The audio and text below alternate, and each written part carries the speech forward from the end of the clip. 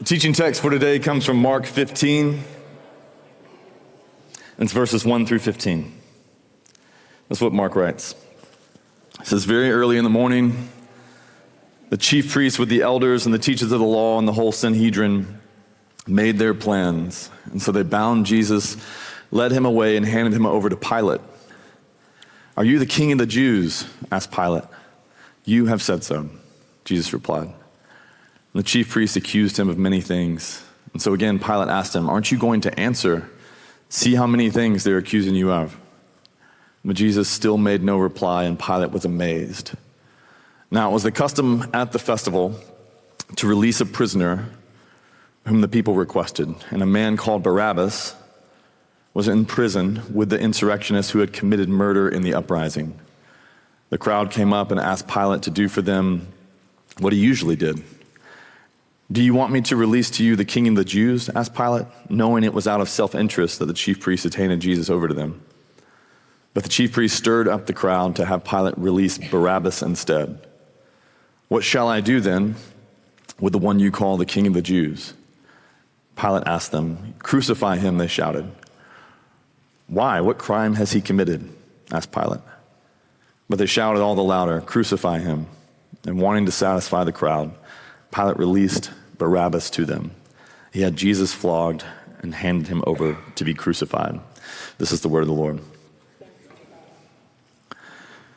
Several years ago, we had this dinner with people we'd never met before, people that they were church people, but from a very different theological background and stance than where we would line up. And they were new to the city, and they were trying to find some pastor friends and things like that. And the lady that got us together didn't know how theologically different these two couples, my wife and I, and they were. And I didn't care. I was grateful to get together. We were going to Memphis Pizza Cafe, and I love that. So I was like, great, free meal. We sit down and, shake hands, pleasantries right at the front.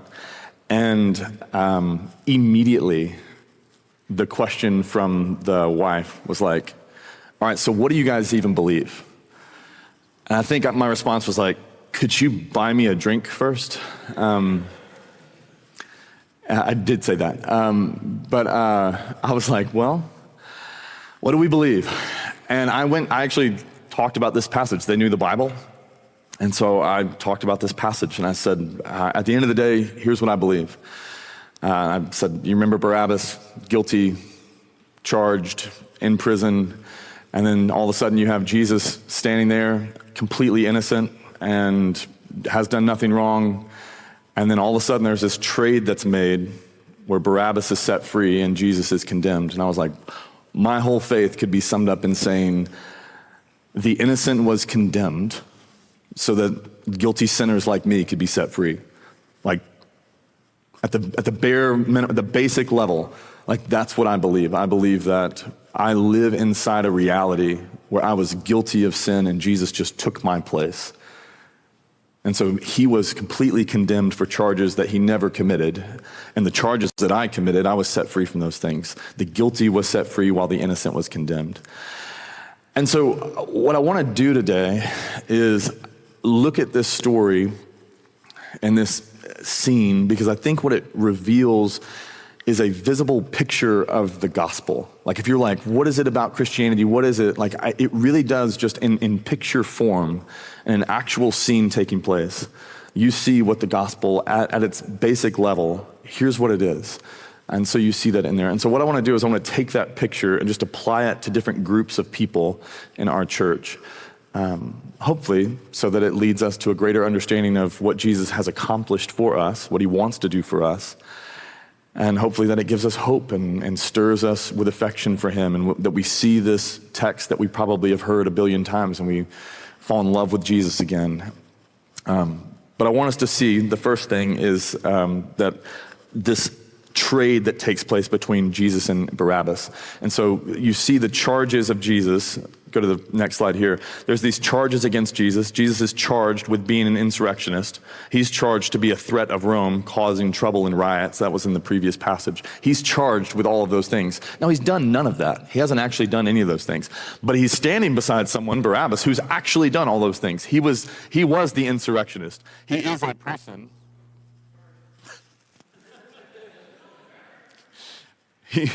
He was the insurrectionist. He was the person that he committed murder. He has actually caused riots and done those things. He is in prison correctly. And so Jesus takes on his charges and is condemned for them, and Barabbas is set free from his charges. No longer is he going to be held to be an insurrectionist. No longer is the charge of murder going to be over his life. Jesus takes those things on his behalf. And then Jesus trades places with Barabbas. Barabbas is in prison, guilty as charged. Jesus just takes his place, even though he'd never committed a crime.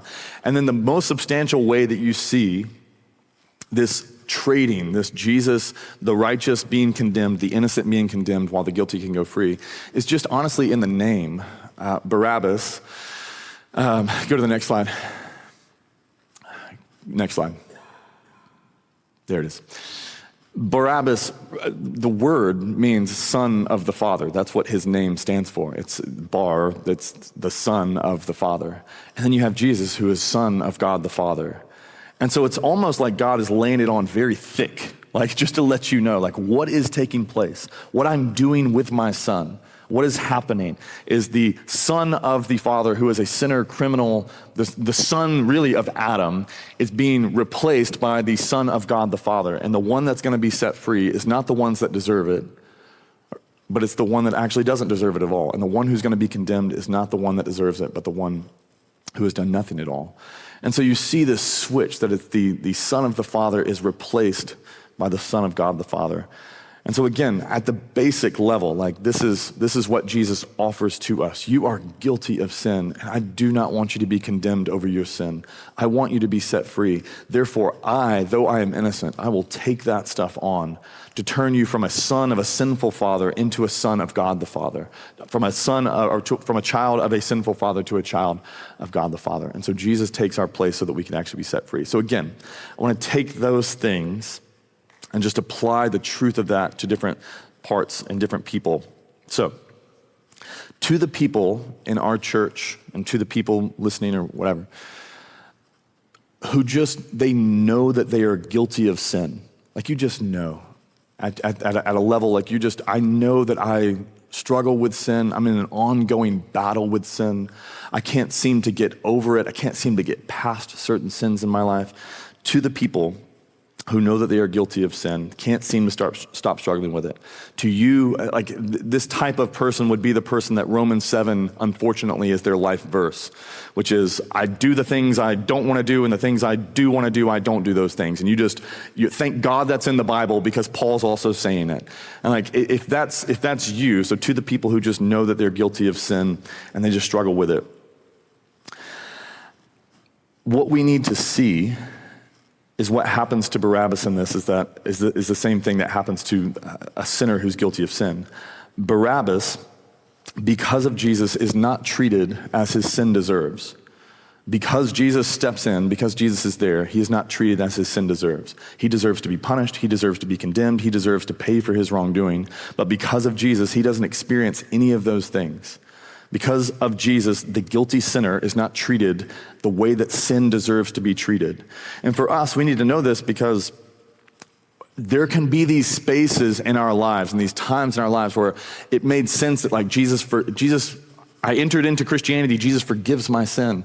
But I think we can also wind up in this space where like the longer we go about this life and the longer we continue to follow Jesus, and then we're still struggling with sin, something begins to creep into our minds. It's like, I know that he forgave those sins. Is he going to continue to forgive my sin as long as I continue to do it?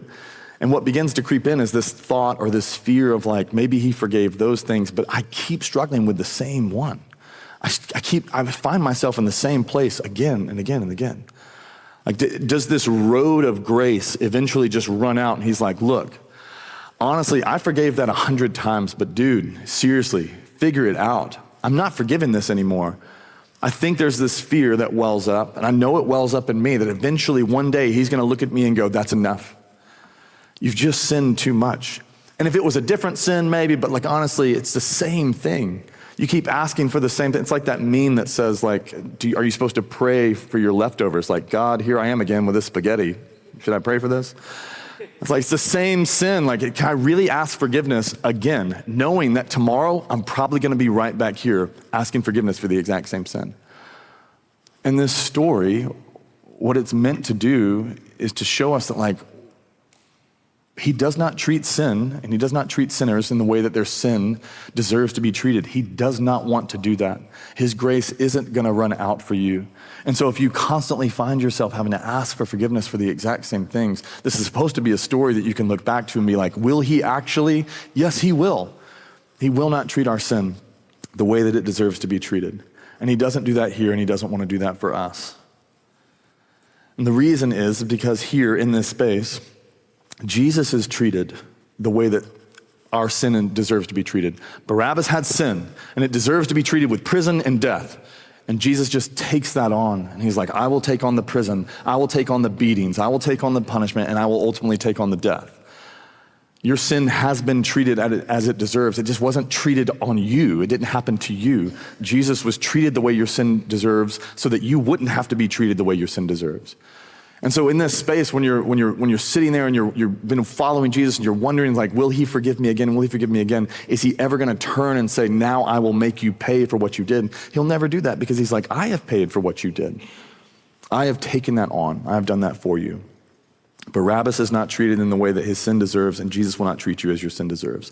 Dane Ortland says this. He says, God, will always side with you against your sin, not against you because of your sin. And there's never gonna be this time when he looks at you and then looks at your sin as like, honestly, there's just too much over there. There's too much debt. There's too much sin. Like, he's never gonna look at you. He will always take your side. And when your sin accuses you and says, he deserves to be punished, she deserves to be punished, he will always stand on your side and be like, no, he doesn't. No, she doesn't. That sin has already been paid for. That sin has already been bought. That sin has already been received what it deserved. He will never side with our sin against us. He will actually always, forever, take our side against our sin. And so when you're standing there and you're coming before him again with all of these different things and stuff that like, I just cannot get past it. I'm addicted into this stuff, or I can't get past these things that I wish that these shackles that he says that I'm set free from, but I'm still dealing with these things. I think we have this beautiful victory that Jesus accomplished for us, to know that like, he is not looking to condemn you. He is not ever looking to condemn you. Your sin has already received what it deserved so that you didn't actually have to do it. He will pardon you every single time. And so I want us to live inside that freedom. If you continue in this struggle with sin and this battle, continue in this struggle. What most people do is they just give up. And they either go like, God must not love me because I honestly don't love myself. I cannot believe I keep doing this. We actually grow more weary of our own sin than God grows weary of us. And so what most people want to just give up, or just say like, I just want to make this not a sin so I don't feel bad about it anymore. And so they capitulate into just like, this isn't even a sin, it's just something I do. And it's like, both of those are wrong, because either not believing that God will forgive you, or this deciding that sin is not sin is going to lead you in a path that's not health, and it's not wise, and it's not in a way that you're going to experience life. And so the way is to know that like, even in the midst of the guilt and the things that, and just the disappointment that we feel over our own sin, the way is to remember he will always side with you against your sin. And so we can bring it to him openly and without fear, and just go like, look, hey, it's me here again. I'm really sorry. I don't actually want to be here, and I know that you don't want me here. And it's hard for me to believe that you're actually going to forgive me again, but I believe that you say it in your word that you will. That where sin abounds, grace abounds all the more. So my sin has abounded, and it's lasted years. Will your grace continue to abound all the more? And he's like, yeah. I don't want to treat people the way their sins deserve. And so to us, we're supposed to feel that freedom. Second, to the people who are living in the wreckage of their own sin. Some of the decisions in your life, they're the reasons, if you were honest, And people can be honest about this, and humble about it. Like, some of the decisions in your life have just made a mess of your life. And you humbly and honestly can admit it was your decisions that messed up some of what your family has gone through. Not everything, but you just know that it was some of your decisions that got there. It's some of your decisions that messed up your career. Some of your decision that messed up your kids. Some of your decisions that messed up your relationship with your kids and estranged relationship with them. Some of your decisions that broke relationship with your parents, your decisions that messed up your finances, your decisions that messed up your marriage, your decisions that messed up your brain, your heart, your hopes, your dreams, your future, and what you thought your future was going to be. For those of you who are like, I'm just honest enough to not blame everybody else for my problems, but when I look at some of the wreckage that's happened in my life and some of the destruction and some of the disaster that's taken place in my life, I am able to pinpoint, I had a part in that. The reason I'm living in that is because I actually contributed to it. And so to you who know, yes, I have contributed to that, who are honestly able to say, I'm a part of the reason why my life is messed up in this way. What I want us to see is that Barabbas was exactly that way too. He is living in the wreckage of his own decisions. He is living in the wreckage of his own sin. He is currently wrapped in a prison, awaiting to be punished and then to be crucified. Jesus is it says there's a bunch of insurrectionists here. The likelihood is one of the insurrectionists was released, Barabbas. The other two insurrectionists are crucified next to Jesus in a couple of days. In this text is like a couple of hours, but you get what I'm saying. And so the idea is that Barabbas was living in the wreckage of his own sin. He is experiencing problems. He is experiencing heartache. He is experiencing something lesser. And it's like, well, who's to blame? Well, Rome's to blame. No, he's like, Rome's not. At the end of the day, he could say that, but Rome isn't to blame. He made the mistakes. He committed the sins. He has wrecked his own life, and his wreckage, the decisions that he made, led him into those spaces. And what we need to see is that because of Jesus, Barabbas experiences life where there was only death ahead. He's living inside the wreckage of his own decisions, but because Jesus is there and because of what Jesus does for him, he eventually experiences life in spaces where really there should only be punishment. There should only be death. There should only be a long prison sentence. But because of Jesus, he experiences something very, very different. He had no hope, and all of a sudden he experiences hope. He had no vision of a future life, and now he has a vision of a future life. He had none of those things, and now he has them.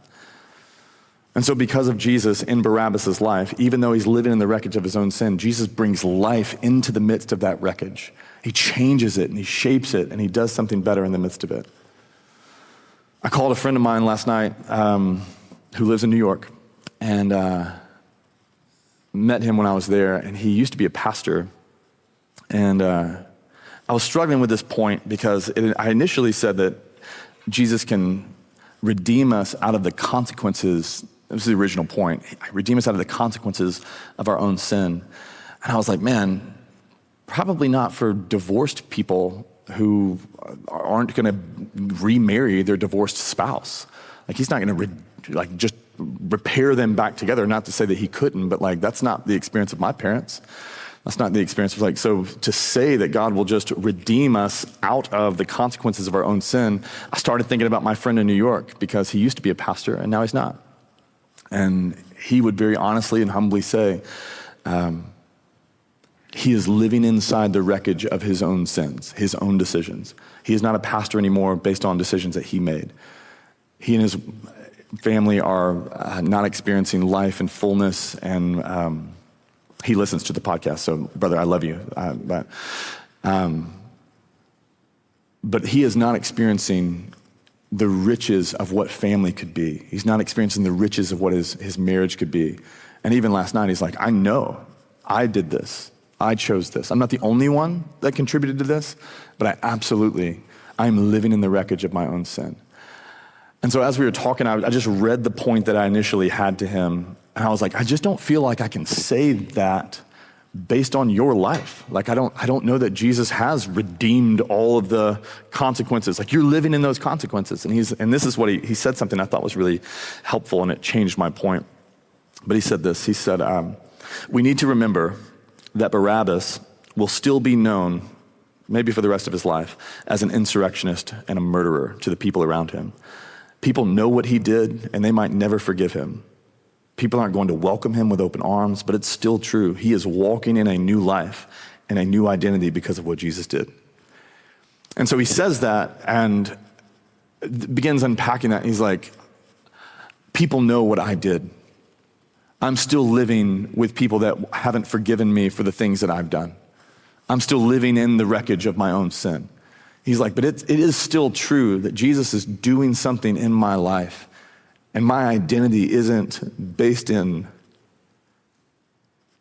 the sins that like have wrecked me. That's not what Jesus calls me. He doesn't call me by those things. People may, for the rest of my life, they may call me by those things and they may never forgive me. But he has, and he has worked in my life in the midst of the wreckage to bring life where there should only be death. Jesus should just leave me he told me not to make these decisions, and I did them anyways. And they blew up my career and my family. He told me anybody else would look at that person and be like, bro, I told you, just you made your bed, you lie in it. And he's like, Jesus has not done that for me. And he did not do that for Barabbas, and he will not do that for you. He doesn't look at us in the midst of the wreckage of our own sin and go, sorry, I told you not to, you idiot. He doesn't do that. He sees you in the wreckage of your own sin. He sees what your decisions have caused in your life, and he wants to move into that and bring life and bring hope and bring joy and bring fullness that, like, how could anything living come from something so dead? And he's like, man, resurrection is my thing. I do that thing. And so my friend in New York is experiencing those things while walking in the midst of the wreckage of his own sin. And so for us, we need to be encouraged by this story. You will make decisions, if you haven't already. You will make decisions that will blow up your life. I've made plenty. And it's also true that what's available with Jesus is that he just kindly moves in the midst of it and is able to find spaces and do things that you're like, nothing, there's no way you can repair this. There's no way that you can bring restoration to this. There's no way. And he's like, all I know is life. Death can't hold me, so all I know is how to bring life. I don't know how to bring death.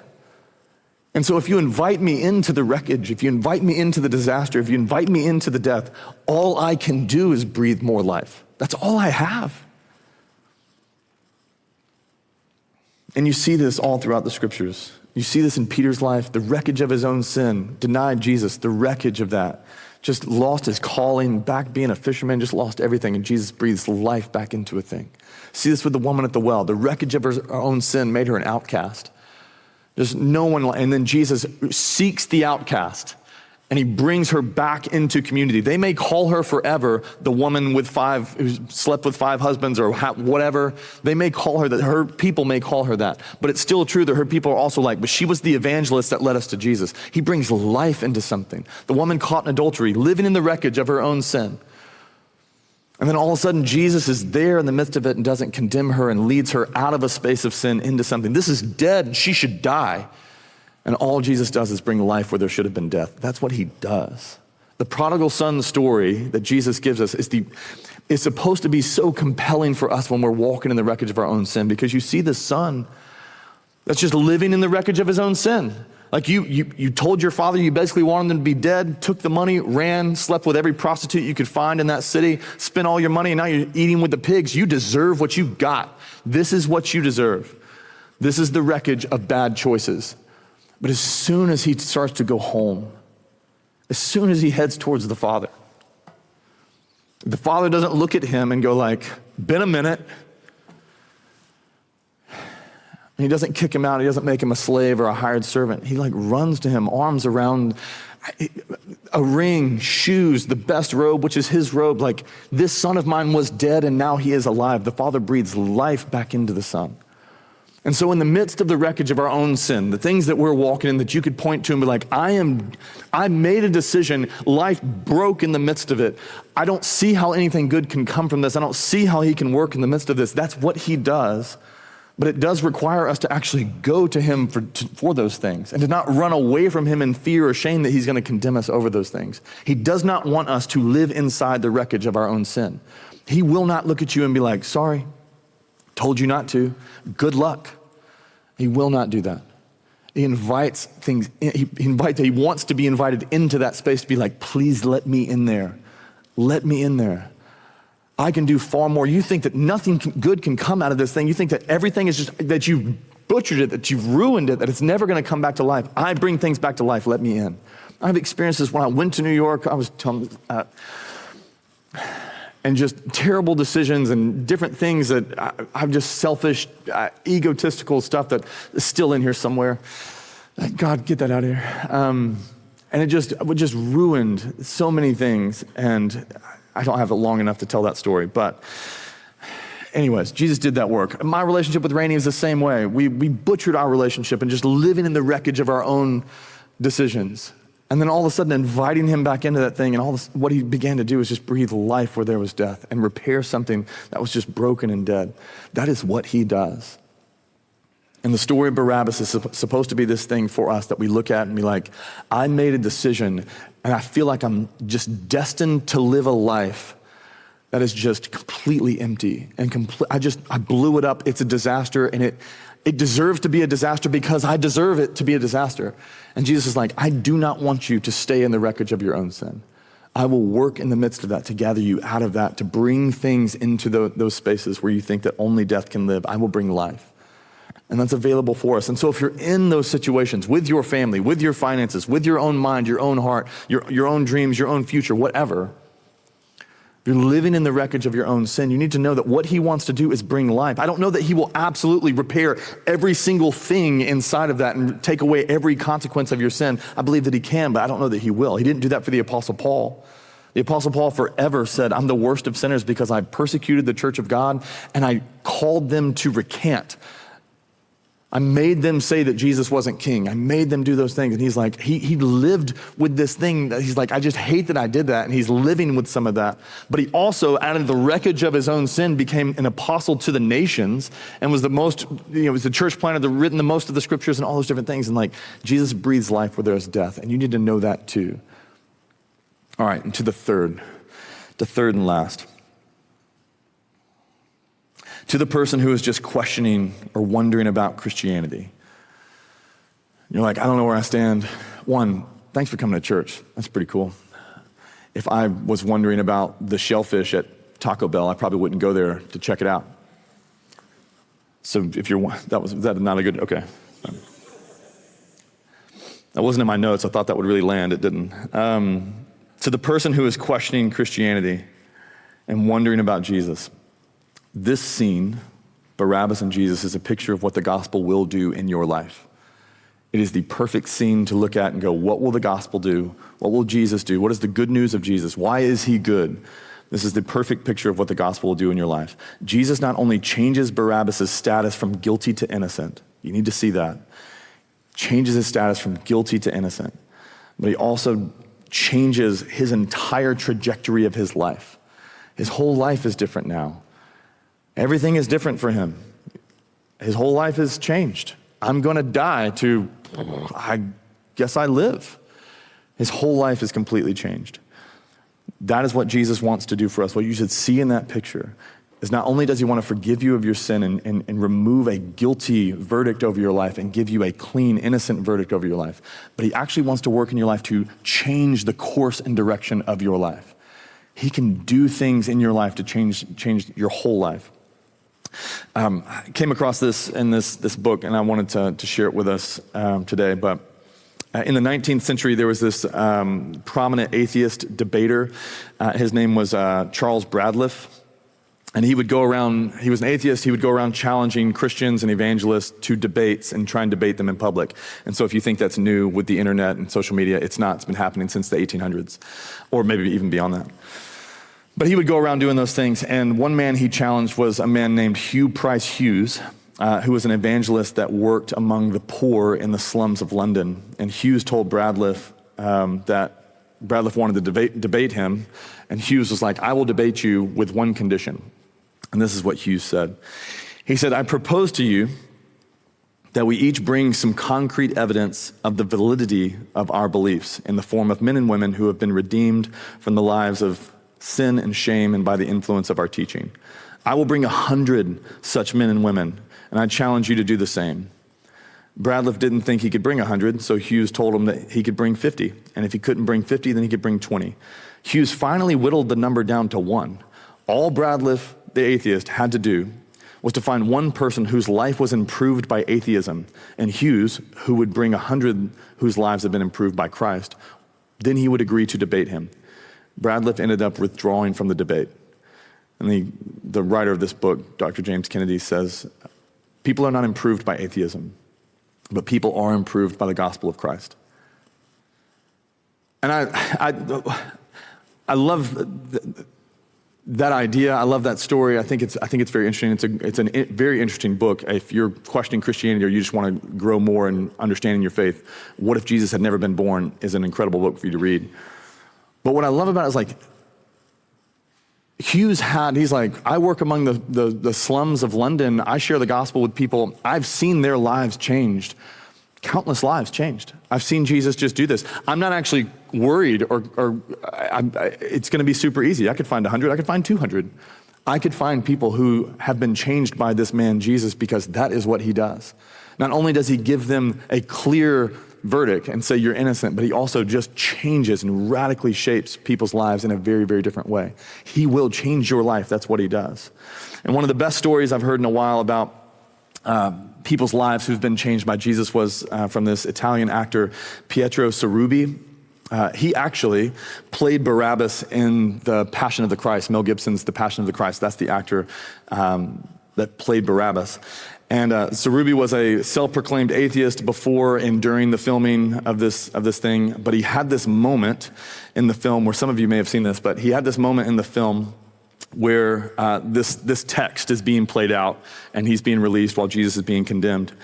And the scene that he's walking into, what Gibson tells him to do is like, the scene tells him, as you're being set free, just turn and look at Jesus and then keep going. And so that's what he does. He turns and looks at Jesus. But when he turns and looks at Jesus, he's so moved by what he sees in Jesus, because he's just acting. He's just doing it. He turns and looks at Jesus. And so he's so moved by what he sees that he then breaks script and he stops and looks again for a little bit longer. And you see this thing on his face, like something, it just changed. And so he breaks script, he looks again. And I want to show you the scene. I have a video. I don't know that it'll work, but let's see if it'll work. So that's Barabbas. That's the scripted scene. And this one. That wasn't scripted.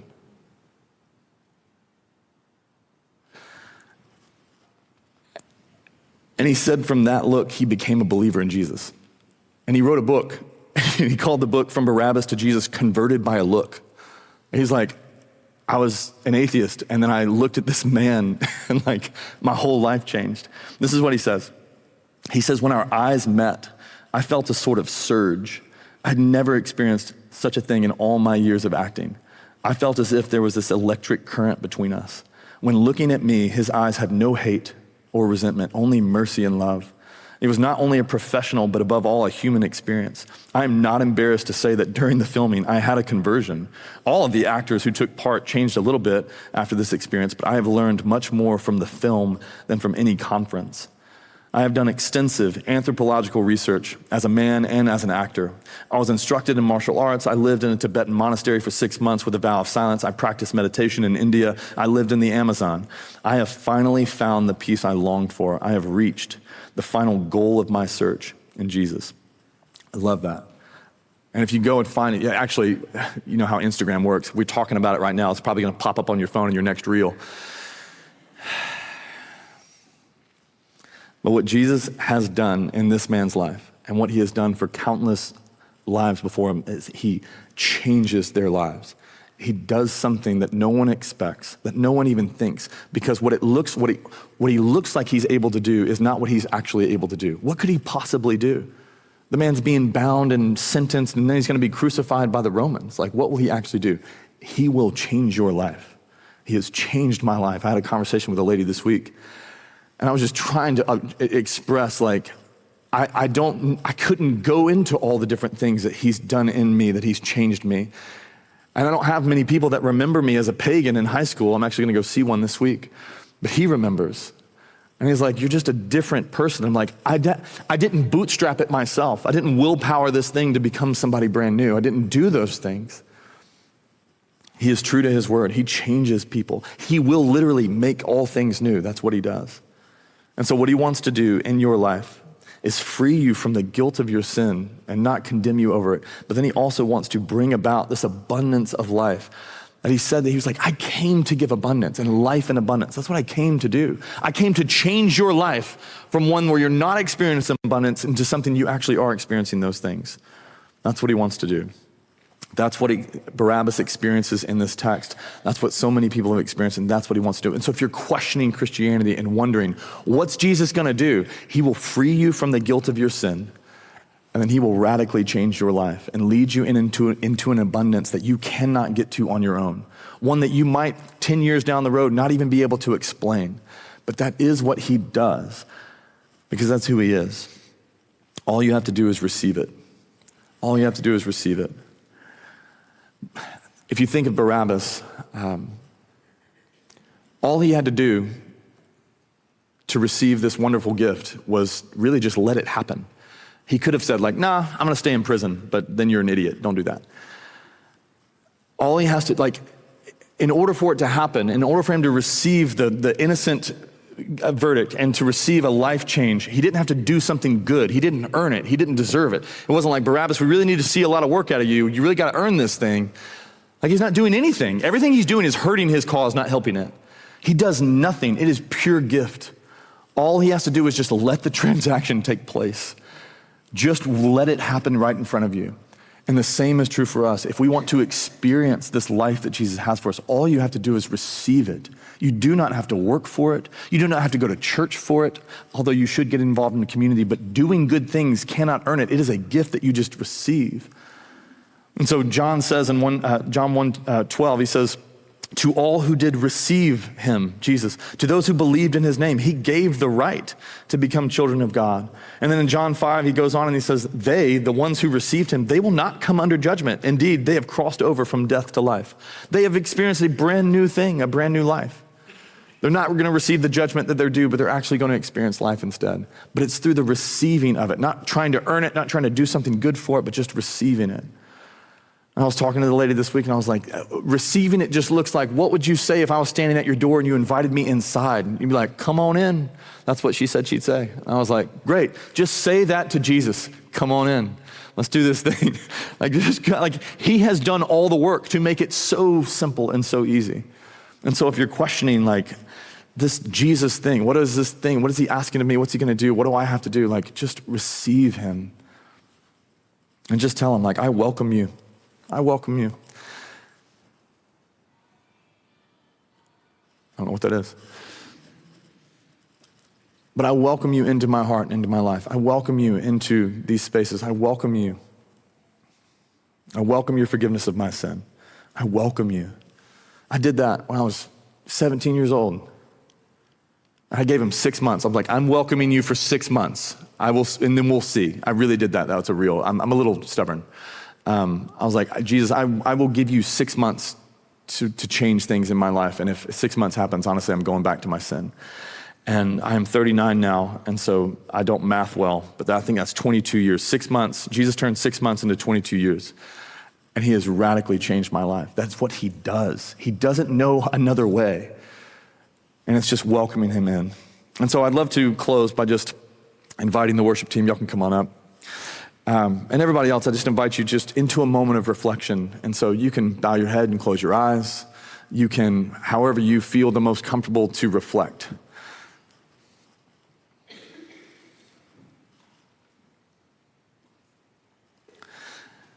But to those of you who have an ongoing struggle with sin, then you just know, I struggle with this. I don't know when I'm ever going to be set free from this struggle. I struggle with it. I just want to ask, where are you worried that he's mad at you and wonder if he really will actually forgive you? What sin is it? I'm not asking you to say it out loud, but just to think of it. Where are you actually wondering, will he really forgive me again? What space in your life? And then I just want this story to wash over you and be like, he will not treat you as your sins deserve. He was treated the way that sin deserves to be treated. He was punished for those things. There is no more punishment left to give. He took it. When he sees you and he sees that sin that you're thinking about, he sides with you. He takes your side. He's standing on your side, shielding you from what that thing wants to do in your life. And so I would just encourage you, just continue to confess those things to him. You do not overcome your sin by willpower. You overcome sin by confessing it to death and just taking it to the one that can crush sin, Satan, death, and hell. God, I'm giving it to you again. You crushed Satan. You overcame death and grave. And so I bring you my sin. Crush it. Don't crush me. And he will never crush you over your sin. To those of you who are living in the wreckage of your own sin, you look at your life and you have spaces in your life where sin, you just know it's my sin. I wrecked this. I'm walking in consequences that I made. You need to know he wants to bring life where there is death in that. He wants you, if you are finding yourself in a space where you do not feel hope, he wants to bring hope into that. You're finding yourself where you just think there's no way forward. He wants to bring a way forward in the midst of that.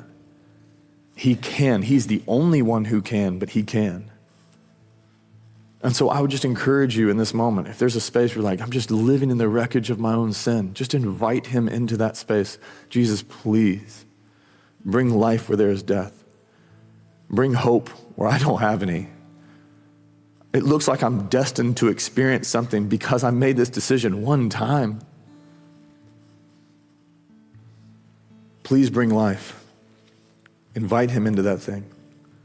He does not want you to live in the wreckage of your own sin. He wants to bring life where there is death. And to those of you who are wondering and have questions about Jesus and Christianity, what he wants to do, you don't have to wonder anymore. What he wants to do is he wants to set the guilty free, and he wants to change the course, direction, and abundance that your life is currently experiencing. He has promised, I have come to bring life and life in abundance. And so he is willing to trade places with you, to be called guilty though he's innocent, so that you could be called innocent though you're guilty. He has chosen to take your place so that he can actually lead you out into abundance. And so my encouragement to you is to welcome him into your life. That's what he wants to do. Welcome him in as if he's standing at the door of your house. Just invite him into your life. I want the innocent verdict. I want the forgiveness of sin. And I also want the abundance that you offer. I don't even know what that looks like, but I want it. I welcome you to do that in my life. Invite him in.